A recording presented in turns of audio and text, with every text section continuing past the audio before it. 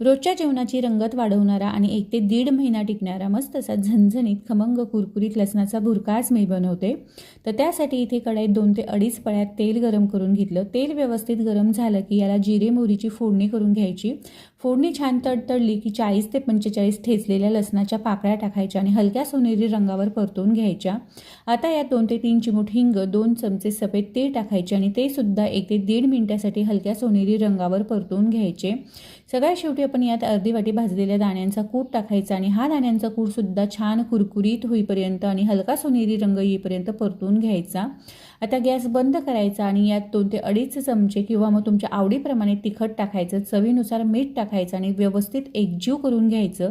आणि सगळं साहित्य छान थंड झालं की हा भुर्का हवाबंद डब्यात स्टोअर करून ठेवायचा। 1 ते 1.5 महिना हा भुर्का छान टिकतो आणि भाजी, चपाती, वरण, भात कशाही सोबत तोंडी लावणं म्हणून खाऊ शकता। तेव्हा नक्की करून